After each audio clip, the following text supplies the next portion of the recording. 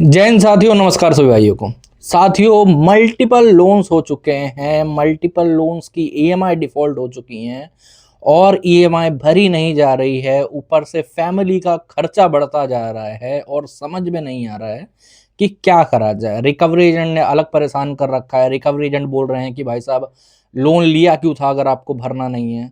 तो आज मैं आप लोगों के लिए सुप्रीम कोर्ट की ऐसी जजमेंट लाया हूँ, सुप्रीम कोर्ट की ऐसी टिप्पणी लाया हूं जिसके बाद आपको कभी भी कोई लोन रिकवरी वाला ना तो परेशान कर सकता है और ना ही आपको अंदर से जो गिल्ट होता है ना, बहुत सारे हमारे नए डिफॉल्टर्स भाई होंगे जिनके अंदर ही अंदर ये गिल्ट लगा रहता है कि मैं लोन डिफॉल्ट तो कर रहा हूं बट एक तरीके से ये कोई क्राइम तो नहीं हो जाएगा। तो आज मैं इसी के बारे में बात करूंगा कि हमारे माननीय सुप्रीम कोर्ट का क्या कहना है कि अगर आप लोन डिफॉल्ट करते हो। तो साथियों, सबसे पहले तो आप लोग आज के वीडियो को लाइक कर देना, क्योंकि आज मैं सुप्रीम कोर्ट की जजमेंट के बारे में बताऊंगा। और अगर आपने कोई लोन ले रखा है जिसकी ईएमआई नहीं भर पा रहे और फैमिली के खर्चे भी साथ में चल रहे हैं आपके, क्योंकि देखो, ईएमआई डिफॉल्ट में आखिर होता क्या है। जैसे मान लेते हैं आपने कोई 5 लाख का या 4 लाख का या 10 लाख का कोई लोन लिया था और उसको चुकाने के चक्कर में आपके ऊपर 50 लाख रुपए का लोन हो चुका है। ऊपर से आपकी सैलरी आती होगी, हो सकता है आपकी सैलरी 50,000 हो, 1 लाख रुपए भी हो, बट आपकी ईएमआई 2 लाख रुपए की हो चुकी है और आपके फैमिली के खर्चे भी हैं। अगर आप ईएमआई भरते हो तो आपकी फैमिली रोड पे आ जाएगी, उनको खाने के पैसे भी नहीं रहेंगे। तो ऐसे में सुप्रीम कोर्ट ने क्या कहा था। तो सबसे पहले आज मैं एक जजमेंट की बात करने वाला हूँ। इस जजमेंट का नाम है, आप लोग जाके गूगल पे सर्च भी कर सकते हो, आपको जजमेंट की कॉपी वहां पर मिल जाएगी। ठीक है। तो आज की जो जजमेंट है उसका नाम है अपूर्वा मंडल वर्सेस डॉली। ठीक है, सुप्रीम कोर्ट की एक जजमेंट हुई थी। इस केस के अंदर क्या हुआ था, दरअसल जो लेडीज थी, ठीक है, एक व्यक्ति थे जिनका अपनी वाइफ से डिवोर्स हो गया था या फिर मेंटेनेंस में उनका केस चल रहा था फैमिली कोर्ट में। ठीक है। जब फैमिली कोर्ट में मेंटेनेंस का केस चल रहा था तो वाइफ ने बोला कि भाई साहब कुछ पैसे वगैरह दो, हमें खर्चे के लिए चाहिए।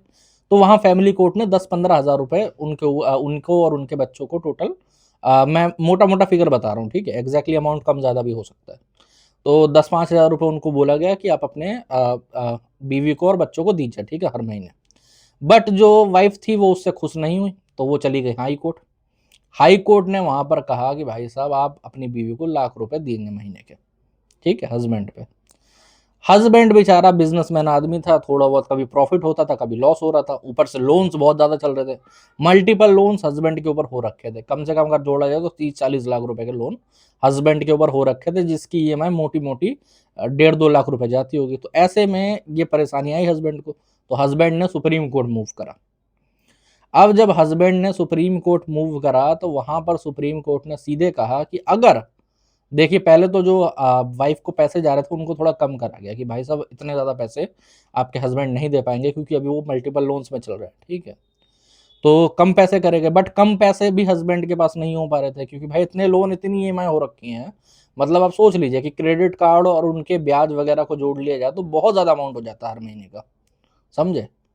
तो ऐसे में फिर सुप्रीम कोर्ट ने इस पर जजमेंट ये दिया है, इस केस के अंदर ये टिप्पणी दी थी, ठीक है, कि भाई साहब, अगर आपके घर के खर्चे पूरे नहीं हो पा रहे, ठीक है, आपके ऊपर आपकी बीवी के, आपके बच्चे के, उनके खर्चे हैं, आपके हाउस होल्ड एक्सपेंसेस ज़्यादा हैं, तो अगर आपके ऊपर कोई अनसिक्योर लोन चल भी रहा है, कोई लोन चल भी रहा है, तो आप उसकी ईएमआई नहीं भी भरोगे तो भी कोई प्रॉब्लम नहीं है। जी हाँ, ये जजमेंट है बाकायदा, कि अगर मान लो आपके ऊपर 20 लाख रुपए का लोन है, तो जरूरी नहीं है कि आप 20 लाख रुपए का लोन की ईएमआई तो भर रहे हो बट आपके बीवी बच्चे भूखे मर रहे हैं।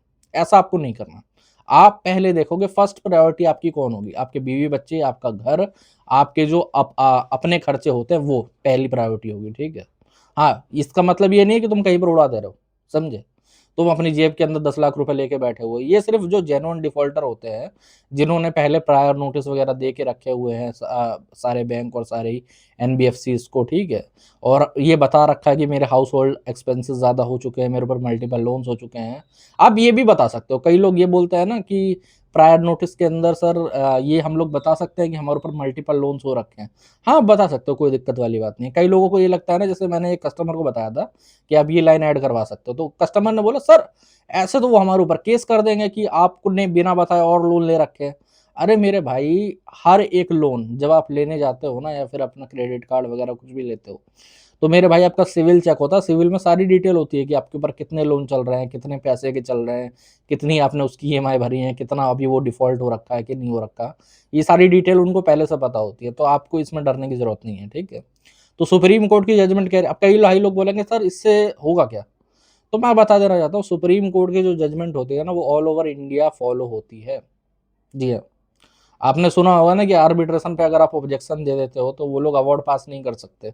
क्यों नहीं कर सकते? सुप्रीम कोर्ट के केसेस हुए थे जिनके अंदर ऑब्जेक्शन देने के बाद भी अवार्ड पास हुए थे, जिसकी वजह से सुप्रीम कोर्ट ने उसमें जजमेंट पारित करा और उसके बाद से सारे आर्बिट्रेटर को कह दिया गया कि भाई साहब आप कोई जजमेंट पास नहीं कर सकता, समझ रहे हो? मतलब कोई अवार्ड पास नहीं कर सकता, सॉरी, ठीक है, थोड़ा मिसलिप हो गया मेरे पे। अब इससे आप लोग समझ सकते हो, जब सुप्रीम कोर्ट ने कह दिया है कि भाई साहब अगर आपके ऊपर मल्टीपल लोन्स चल रहे हैं और आप किसी प्रकार से आपका वाइफ के खर्चे भी हैं, बच्चों के खर्चे भी हैं, तो आपको ज़रूरी नहीं है कि आप ईएमआई पे ध्यान दें। आपकी पहली प्रायोरिटी आपके बच्चे और आपकी बीवी होनी चाहिए। और अगर कई लोग बोलेंगे सर शादी नहीं हुई, तो मेरे भाई तुम खुद की प्रायोरिटी हो, समझ रहे हो? आपके घर पे तो होंगे, आपके माँ-बाप होंगे, आपके भाई-बहन होंगे, ये भी आपकी प्रायोरिटी है, समझ रहे हो? ऐसी कोई बात नहीं है कि आप सोच रहे हो कि आपकी फैमिली अलग हो जाती है उससे, नहीं, ऐसा नहीं है। अब इससे आप लोग समझ सकते हो कि पहली चीज़ तो आप लोगों को समझ लेनी चाहिए कि अब आप कोई क्रिमिनल नहीं हो। सुप्रीम कोर्ट की पहले भी जजमेंट थी कि भाई साहब कोई भी लोन अगर डिफ़ॉल्ट होता है तो उसके ऊपर एफआईआर नहीं हो सकती, उसके ऊपर कोई क्रिमिनल केस नहीं हो सकता। अब कई लोग इसमें ये बोलेंगे सर बट सेक्शन 25 का या फिर चेक बाउंस का तो होता है कि ऐसे फिर फ़ॉर्जरी का भी करते हैं। तो मेरे भाई ये वो केसेज़ नहीं है। लोन में जो ये केसेज़ होते हैं ना, ये क्रिमिनलाइज़ नहीं होते। एक तरीके से सिविल में भी आता है, क्रिमिनल में भी आता है। तो इसलिए इससे आपको डरने की ज़रूरत नहीं है, ठीक है? अगर मल्टीपल लोन हो रहे हैं, आप पहले अपने बीवी-बच्चों को देखिए, आप पहले उनके खर्चों को देखिए। एक केस मैं बताता हूँ, एक हमारे सब्सक्राइबर थे, यहीं दिल्ली के ही थे, ठीक है? उन्होंने 3-4 महीने पहले हम पे कॉल बुक करी थी और 3-4 महीने की पहले की हालत बताता हूँ और इस मंथ की मैं हालत बताता हूँ आपको, जनवरी के स्टार्टिंग में उनसे हमसे बात करी थी, ठीक है? तो 3-4 महीने पहले जब उनका डिफ़ॉल्ट होने वाला था, तब उन्होंने बोला कि सर मेरे ऊपर बहुत ज़्यादा कर्ज़ा हो चुका है। मेरी कमाई हो रही है 55,000 रुपए, ठीक है? महीने की मेरे को सैलरी जो आती है। बट मेरी जो ईएमआई जा रही है वो 45,000 रुपए और 10,000 रुपए में मेरे पे घर नहीं चल पा रहा कुछ भी करके। बीवी के भी खर्चे हैं, बच्चों की भी स्कूल फ़ीस है। तो मैंने उन्हें समझाया कि आप इस प्रकार से आप तुरंत लोन डिफ़ॉल्ट कर दीजिए, कोई बड़ी बात नहीं, सबको प्रायर नोटिस दीजिए। बट वही है, हम लोगों का मिडल क्लास दिमाग है, मैं आप लोगों को बताना चाहूँगा।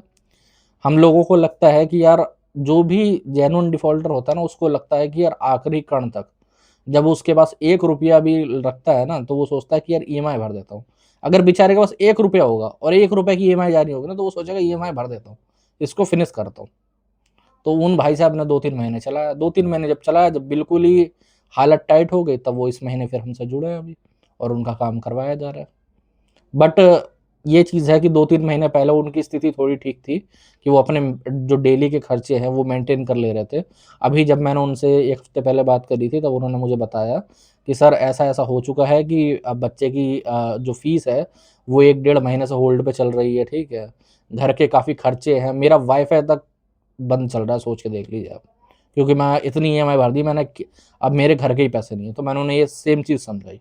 आप लोगों को भी ये समझने की ज़रूरत है कि कोई बात नहीं, अगर लोन डिफ़ॉल्ट हो रहा है, होने दीजिए, कोई दिक्कत वाली बात नहीं, कोई गारंटी आपने इसके अंदर नहीं दी थी। आप एक जेन्युइन डिफ़ॉल्टर, आप कोई विलफुल डिफ़ॉल्टर नहीं हो, सीधी-सी बात है। आपने कोई फ्रॉड नहीं करा है कि आपका मतलब यही मन था कि मैं लोन लेके डिफ़ॉल्ट करूँगा, ये आपका मन नहीं है। ये किसी का मन नहीं होता, मैं बताऊँगा ऐसे कोई आदमी नहीं करता। हर कि आपने 2-4 साल लोन चलाए होंगे, 2-4 साल भी नहीं चलाए होंगे, 6 महीने चलाए होंगे, आपकी इंटेंशन तो नहीं थी ना। बस आप एक प्रायर नोटिस दीजिए सबको और उसके बाद जो लीगल प्रक्रिया होती है, उसके साथ चलिए, रिकवरी वगैरह की कंप्लेंट्स वगैरह करिए, कोई दिक्कत, कोई प्रॉब्लम आपको नहीं आएगी। बस इन रिकवरी वालों से डरने की ज़रूरत नहीं है, परेशान होने की ज़रूरत नहीं है।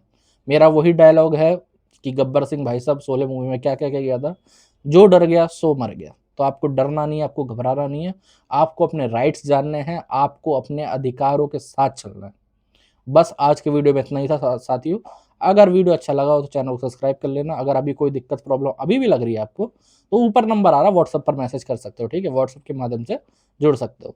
तो साथियों आज के वीडियो में इतना ही। जय हिंद।